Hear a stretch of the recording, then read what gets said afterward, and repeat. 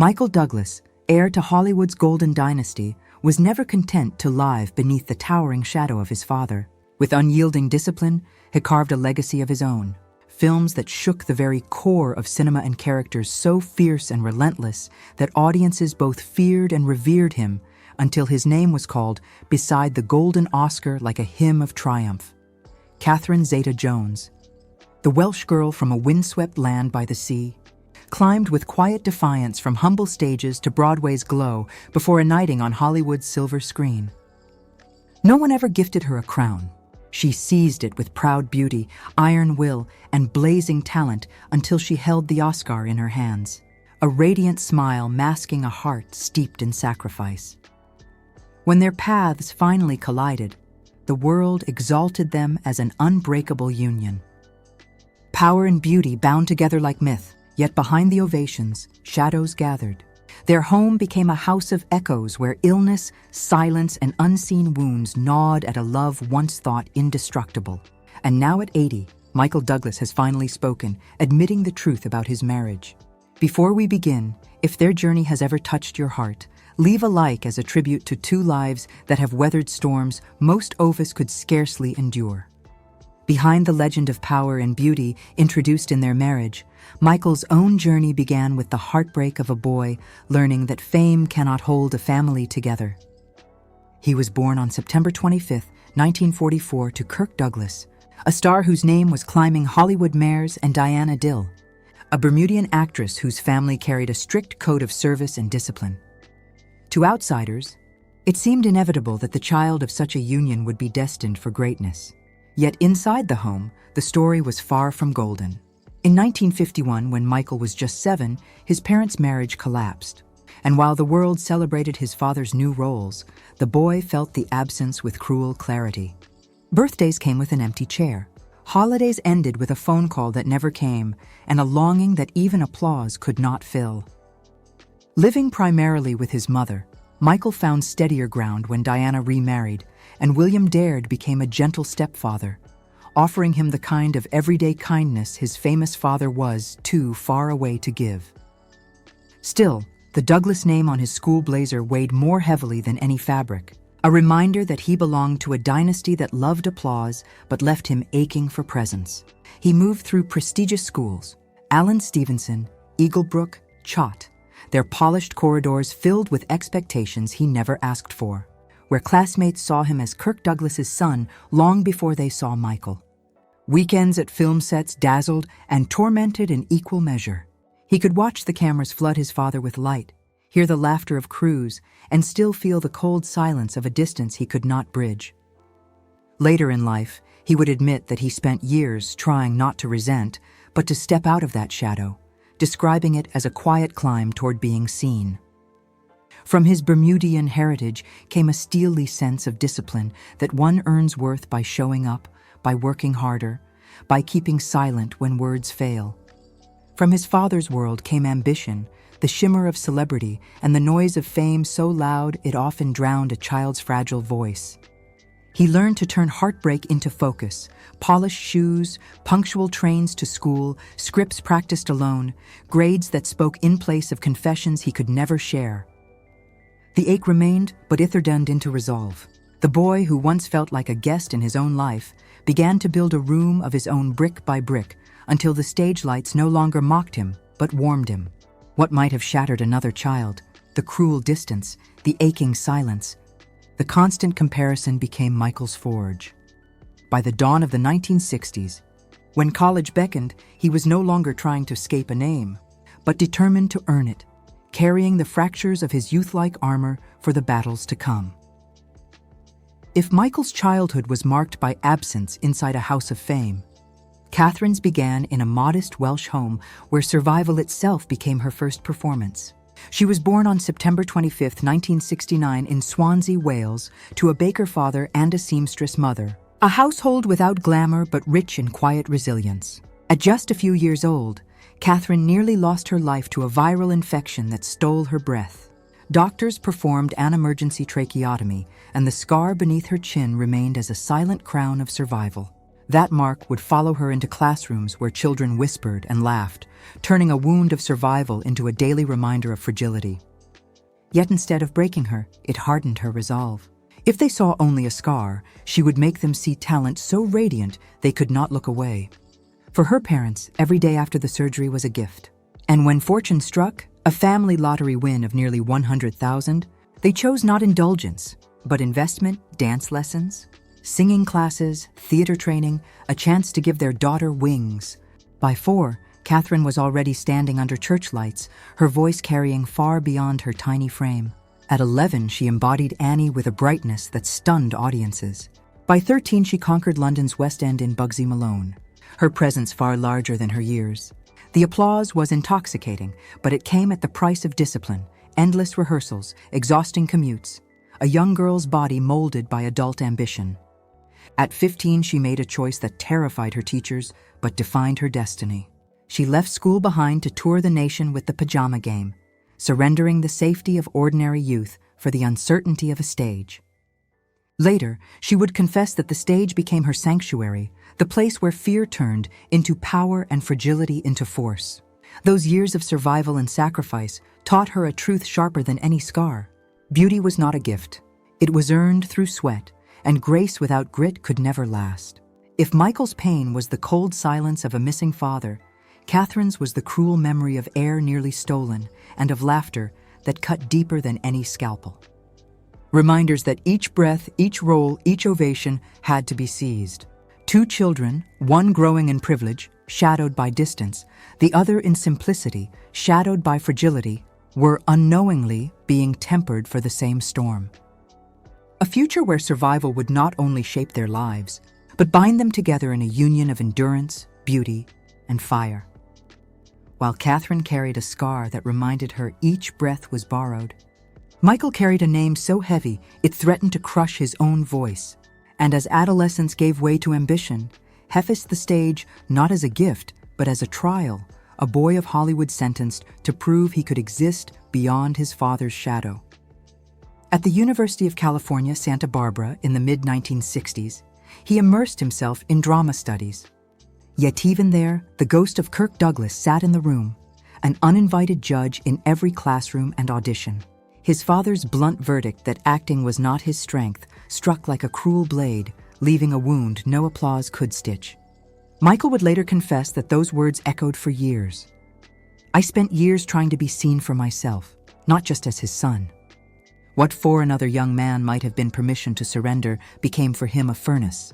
Rather than collapse under judgment, he carried it like a hidden ember, burning, relentless, carving scars of its own.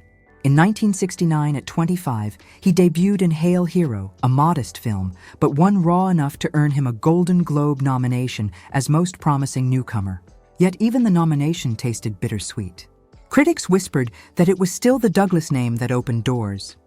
So in Adam at 6 a.m., 1970, and Summertree, 1971, he deliberately chose roles not for glamour, but for grit, chasing scripts with moral weight, desperate to silence the echo of privilege. Then came television, The Streets of San Francisco, 1972 to 1976. For 4 years each week, he carried the unbearable pressure of proving he belonged. And when 3 Emmy nominations arrived, they were not mere decorations. They were lifelines, proof that his work could scream louder than his lineage. But the real fracture and healing came in 1975. At just 31, he produced One Flew Over the Cuckoo's Nest, a dream project his father had pursued and failed to mount. When the film swept 5 Academy Awards, including Best Picture, the world gasped. The son had triumphed where the father had faltered. It was cruel and poetic all at once. The sweetest victory born from the most painful silence. What should have broken him instead became the very steel of his will. Success felt like both vindication and betrayal. A crown forged from the very wound that had once belittled him. From there, the waves came relentless. The China Syndrome, 1979. Its terrifying timeliness rattling America. Romancing the Stone, 1984. Where rugged charm finally brought him mass affection. Fatal Attraction, 1987. A cultural lightning bolt that shocked households. And that same year, Wall Street, which crowned him with the Oscar for Best Actor at 43. Gordon Gekko, ruthless and magnetic, became an icon. Feared, despised, admired, and with him Michael sealed his place in history. Yet even then, each ovation carried a shadow, reminding him of the years when applause had been absent, when the only sound was the cold judgment of a father. Through The War of the Roses, 1989, and Basic Instinct, 1992, he refused to be safe, carving daring choices that few would risk. Each role was not only performance but exorcism, another stone in a fortress built out of rejection, defiance, and an iron vow whispered in silence. He would not merely inherit a dynasty, he would expand it until the world could no longer mistake who Michael Douglas truly was. As Michael sealed his place with daring choices, Catherine was about to face Hollywood's cruelest irony. That her beauty, once her ticket in, threatened to lock every door she longed to open. She had already lived through storms that made survival her first triumph. And by 13, she lit up the West End in Bugsy Malone, dazzling London audiences with a voice and presence far beyond her years. By 15, she made a decision that terrified her parents but revealed her steel. She left school to tour nationally with the Pajama Game, sacrificing the ordinary safety of adolescence for the brutal rhythms of the stage. That risk branded her with discipline and grit, tools she would later wield like armor. Yet when she leapt into cinema, fate met her with cruelty. Her first major foray, the French film 101 Nights, 1995, collapsed critically, leaving her adrift and humiliated, questioning whether she had traded her youth for a career that might never respect her. Returning to England, she found salvation on television, starring in The Darling Buds of May from 1991 to 1993. As the spirited Marat, she became a household name, but with that blessing came a curse. Audiences adored her, yet the label of TV beauty clung to her like a shadow, and she feared it would strangle her future. Later, she admitted, "I worried they would never let me out of the box they built for me." Hollywood, when it finally opened its doors, only confirmed her fear. Cast in middling projects such as Christopher Columbus, The Discovery 1992, Splitting Heirs 1993, and The Phantom 1996, Catherine felt the sting of dismissal.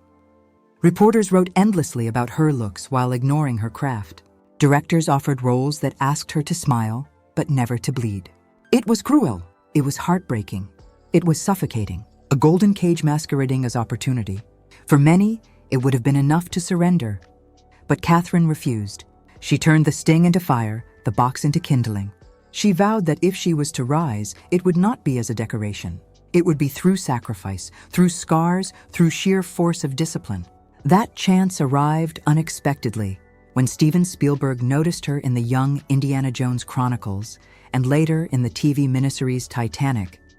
1996, recognizing a depth beyond beauty, here commended her to Martin Campbell, who was casting The Mask of Zorro. 1998, the role became her battlefield. Determined not to be anyone's pretty face, she trained ferociously in fencing and horsemanship, performing her own stunts until her body carried bruises and sprains. On set, she bled, stumbled, and kept going. Proof that she was not fragile, but forged. What should have broken another actress became her anvil. When Zorro exploded worldwide, audiences finally saw not just beauty, but ferocity wrapped in grace. The doors that once slammed in her face burst open. Entrament 1999 showed she could match Sean Connery blow for blow traffic. 2000 revealed a dramatic depth that silenced skeptics. And in 2002, Chicago crowned her climb with an Academy Award for Best Supporting Actress. A victory made even more staggering because she was carrying her daughter Karis, heavily pregnant, through grueling rehearsals and performances. Later, she confessed, "I never wanted it handed to me. I wanted to walk away knowing I bled for it." Those words were not metaphor. They were testimony. Catherine Zeta-Jones had been underestimated, boxed, ridiculed, and yet she turned rejection into fuel, scars into armor, and pain into triumph. By the time she held the Oscar in her hands, radiant and unyielding, the world understood. She was not a starlet carried by charm. She was a fighter who had danced, bled, and clawed her way into cinematic history. Catherine did not inherit her place. She seized it. While Catherine's victories blazed across Hollywood, Michael's private life was fraying, marked by a marriage that success could not rescue. In 1977, at the height of his rising career and just 33 years old, he married Deandra Lucer, a 19-year-old from a privileged background who seemed at first like the perfect match for Hollywood royalty. A year later, at 34, Michael held his newborn son, Cameron, in his arms, and for a fleeting moment, it appeared as though he had broken the curse of distance that haunted his own childhood. Fame, family, fulfillment, all seemed within reach, but beneath the polished surface, cracks widened.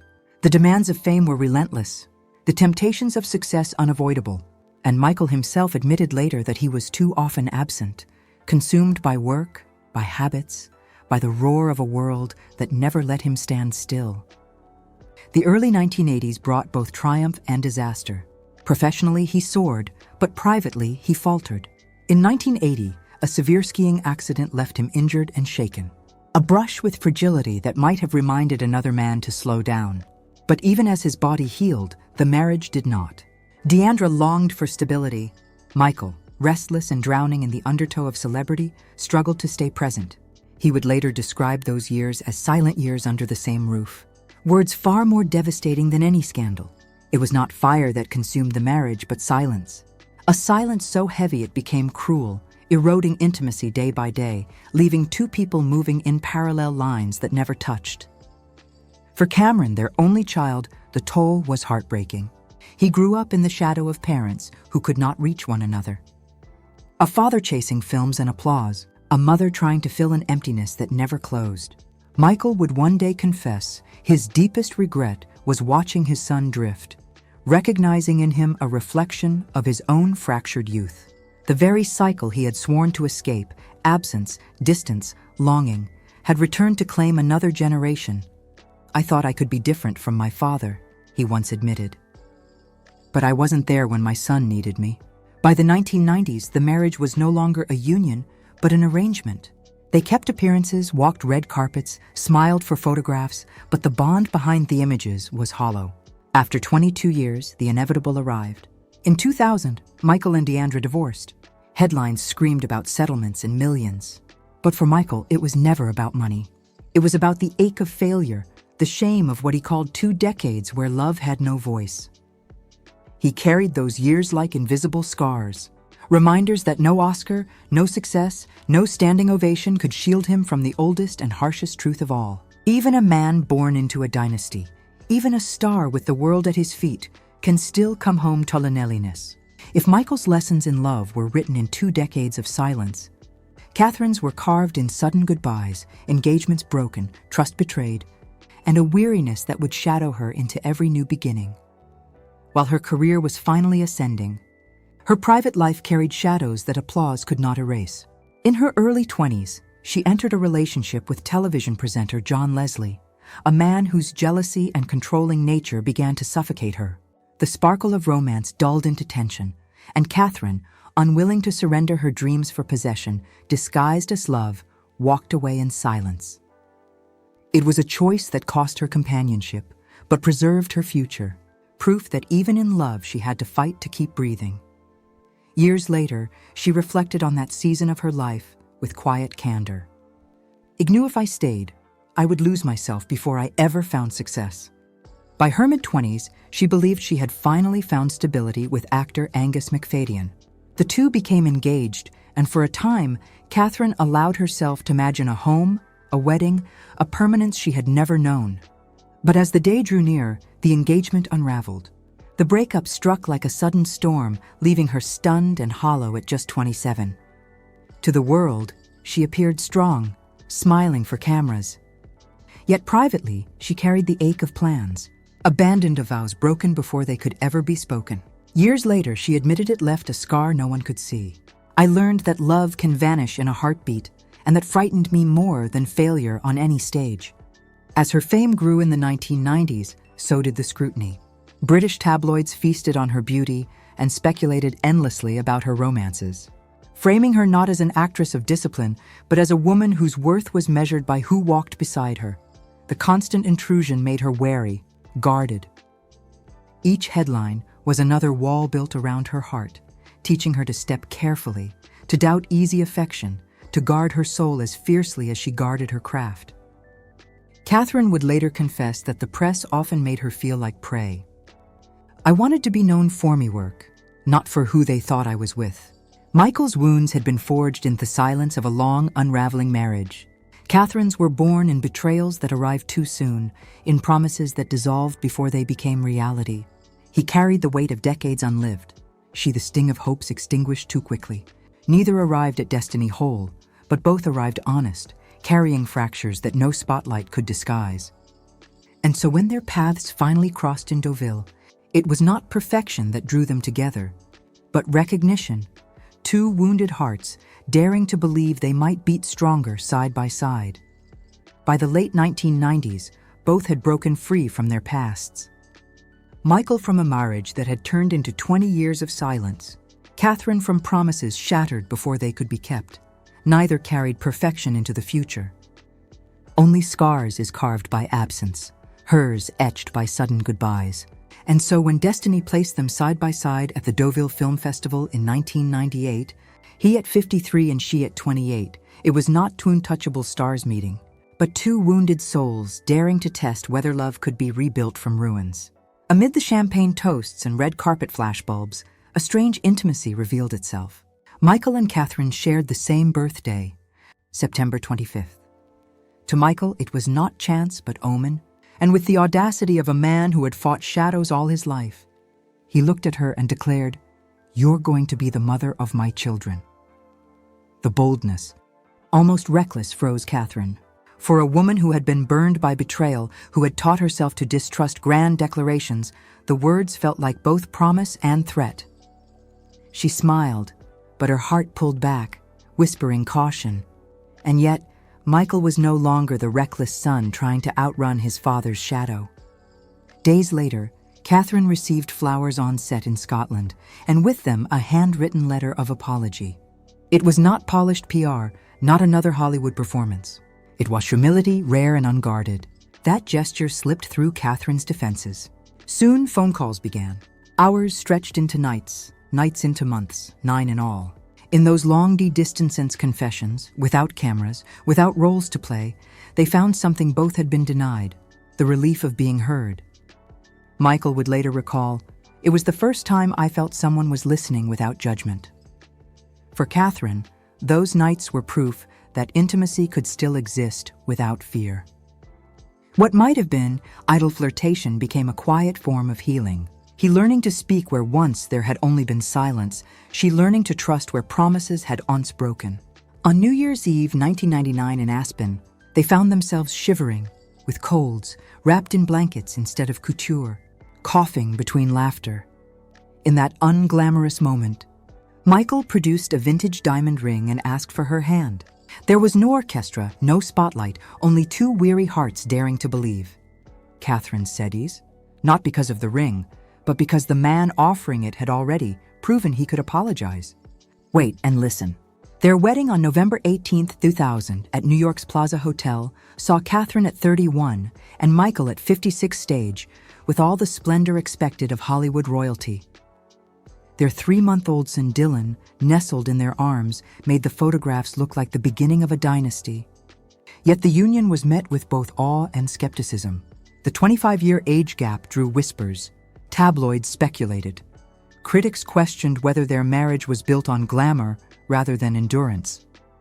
Michael brushed it aside with quiet defiance. Saying love had no timetable, Catherine, more measured, admitted she braced herself for judgment. But chose to believe in the man, not the noise. Even amid the extravagance, shadows intruded. Paparazzi images leaked despite their exclusive contract, turning sacred vows into court evidence. It was a cruel reminder that they would never be allowed to own their love entirely. Still, what endured was not the lawsuit, nor the headlines, nor the doubt, but the vow itself. Between orchestrated glamour and stolen snapshots, between whispers of skepticism and their own quiet resolve, they chose something far rarer, sincerity. In a world that demanded spectacle, Michael and Catherine quietly promised to survive, not as legends on a stage, but as two scarred souls who at last had chosen each other. If their wedding had been a spectacle for the world, their marriage became something else entirely. A retreat, a sanctuary they built brick by brick, where applause was replaced by the laughter of children and the quiet work of balancing two blazing careers with one fragile home. In August 2000, their son Dylan arrived, and 3 years later, their daughter Karis was born. With her came a choice that revealed their priorities: to step back from Hollywood's relentless glare and move to Bermuda. For Michael, it was more than an island. It was a vow to give his children the peace he had never known, a home where birthdays were not stolen by work, where dinner tables were not marked by silence. Catherine later recalled, watching Dylan and Karis ride their bikes on quiet lanes instead of dodging cameras. That was when I knew we had chosen right. Even in retreat, their artistry never dimmed. Michael, seasoned by triumphs and regrets, leaned into work that balanced prestige with reinvention. The early 2000s proved his dramatic depth, and years later Behind the Candelabra won him an Emmy, praised as one of his most fearless portrayals. He reinvented himself again for younger audiences in Marvel's Ant-Man, and finally in his 70s gave a tender, right performance in The Kaminsky Method, a role that reminded viewers he could still make them laugh and break their hearts in the same breath. I don't measure my career by years anymore, he admitted. I measure it by whether the work still scares me a little. Catherine's ascent glowed just as fiercely. When she stood radiant on the Oscar stage for Chicago, carrying not only her role, but her daughter in pregnancy, she became an icon of strength wrapped in grace. 2 decades later, she stunned audiences again as Morticia Addams in Netflix's Wednesday, proof that her artistry was not frozen in time, but forever capable of rebirth. As she put it, reinvention isn't about erasing the past. It's about daring to grow. For all the awards, it was the unseen rhythms of family life that bound them most tightly. Bermuda gave them bike rides at dusk, dinners filled with laughter instead of headlines, and evenings by the sea where no cameras followed. It was here they learned Thelis and fame could never teach. That applause fades, but a child's laughter, a shared glance across the table, a walk taken hand in hand. These were the triumphs that endure. They learned to walk slowly between two lights, the blazing glare of public triumph and the fragile glow of a private home. And in that balance, Michael and Catherine discovered the rarest prize of all. Note another award, not another headline, but the steady, unshakable heartbeat of a family. And perhaps that was the secret. Their love did not dim their light on stage. It made it blaze brighter, giving each performance the depth of two hearts that had finally found a home. Every marriage carries storms, but for Michael Douglas and Catherine Zeta-Jones, those storms did not whisper. They roared relentless, threatening to tear apart everything they had built.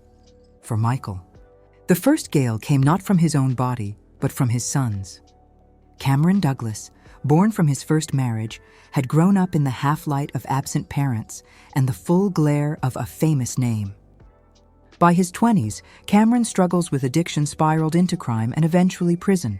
The tabloids feasted on the story, printing his mug shot alongside Michael's face, as though his son's downfall was an inherited stain. For a father who had once vowed not to repeat the mistakes of his own father, the shame was unbearable. I felt powerless, Michael later admitted. Like I had failed him before, he even had a chance. Visiting Cameron behind bars, he saw not only his son in chains, but a mirror of his own youth. A boy growing up with distance, with silence, with shadows larger than himself. Those visits broke him. Yet they also stitched a thread of resolve. If there was to be healing, it would come through patience and forgiveness, not denial. And then in 2010, at the age of 66, the storm turned inward. Michael's voice, the very instrument that had carried him through decades of cinema, began to falter.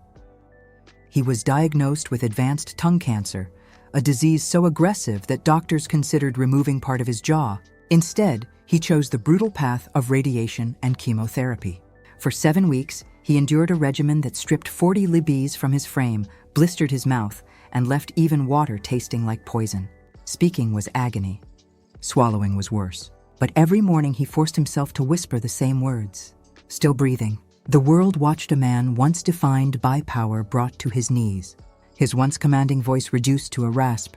And yet Catherine, standing beside him, refused to let despair claim their home. She later remembered, "He never let us see him defeated. even when he could barely stand. He fought for every breath. When remission came in early 2011, the family did not celebrate with champagne or cameras. Instead, they took Dylan and Karis to Disney World. Not to flaunt survival, but to remind the children that joy still existed, that even after the darkest night, there could still be rides, laughter, and cotton candy under a Florida sun. But storms rarely arrive one at a time. Just as Michael began to heal, Catherine began to unravel. At 41, after Karis's birth, she found herself caught in waves of depression and mania. Cycles she did not understand at first, and ones the press, when it discovered them, was merciless about. In 2011 and again in 2013, she checked herself into treatment facilities, determined to fight not in silence, but with courage. When Theta Bloids broke the story, Catherine stood up rather than shrink away. Mental health is not something to hide. Later she would reflect, I wasn't ashamed of needing help. I was ashamed it took me so long to ask. What could have been humiliation became bravery, a lifeline for thousands who suffered insolence. Yet behind her defiance was pain, the raw truth that love was being tested not just by disease, but by despair. And then came the storm that struck not from within their home, but from Michael's own lips. In a candid interview, he mentioned that his cancer had been linked to HPV, a virus often transmitted sexually. The words were clinical, even matter-of-fact. But in the hands of the media, they became dynamite. Headlines screamed, speculation spiraled, and suddenly Thestery was no longer about his illness, but about their marriage. The subtext was cruel, suggesting blame, infidelity, shame. Catherine, already fragile, found herself dissected by strangers. Her private life turned into public theater. What Michael had intended as medical truth became overnight the truth about his marriage. It was the cruelest irony of all. A confession meant to shed light on disease was twisted into an accusation, a weapon aimed at the very heart of their union.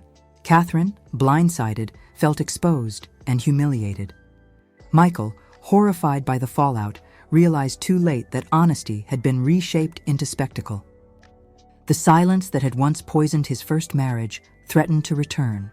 But this time it was not silence between them, but the noise of the world outside clawing at their doors. By 2013, at 69, Michael faced the greatest fracture of all. They announced a separation, not with scandal, but with weariness. "We need time," their statement read, a quiet plea for space to heal. Michael walked red carpets alone, most notably at Deauville, the very place where he had first declared Catherine would be the mother of his children. The symmetry was heartbreaking. A love that had begun in boldness, now surviving only on hope. And yet, unlike so many Hollywood unions, theirs did not end there. Slowly, quietly, they began to rebuild. By 2014, whispers of reconciliation replaced whispers of divorce. They chose time, therapy, and humility over spectacle. In 2015, they marked 15 years of marriage. In 2016, they returned to the Rockies, the place where Michael had once proposed under blankets and fever, this time older, steadier, grateful. And in 2017, they celebrated the birth of their first grandchild through Cameron, a circle of life that had once seemed shattered, finally beginning to mend. The storms had left scars. Cameron's prison years, Michael's cancer, Catherine's battles with mental health, the public crucifixion of a single candid remark. Each could have been the end. Any one of them might have broken another couple. But Michael and Catherine, scarred and humbled, discovered something deeper: survival. They learned that love is not the absence of storms, but the decision to keep walking through them hand in hand. When the world has already declared you finished, or as Catherine once put it quietly to a friend, the world thinks of us as stars, but really, we're just survivors. At last, when the tempest of illness and scandal had passed, Michael Douglas and Catherine Zeta-Jones stepped into a chapter of deliberate quiet, not resignation, but a chosen peace. Today, their combined fortune is estimated at over $350 million, a wealth earned not by chance, but by decades of discipline, artistry, and resilience. Their holdings stretch across continents. A stately apartment in New York overlooking Central Park. A sanctuary in Bermuda, where ocean breezes replace flashbulbs. And a 10-acre estate in Morca, Spain, with olive groves and stone walls older than Hollywood itself. These are not trophies of excess, but havens of balance. Places where two people who once lived under merciless scrutiny can now let ordinary life breathe. In Bermuda, mornings begin with quiet walks by the sea. In New York, they slip into restaurants as any aging couple might, trading red carpets for candlelight. In Morca, family dinners stretch late into the night, laughter echoing through courtyards where paparazzi cannot intrude. Michael, now in his late 70s, has begun what he calls his season of gratitude. Once a man driven by awards, he no longer measures his life by Oscars or box office, but by the mornings he wakes beside Catherine, the evenings he spends speaking with his children, and the quiet work of the Douglas Foundation, which has donated millions to health, education, and the arts. His health remains precious. Every scan, every doctor's visit, a reminder of the cancer that once nearly silenced him. Yet he carries his scars not as weakness, but as proof. Proof that survival is possible. Proof that resilience can be stronger than fame. Catherine calls this her third act.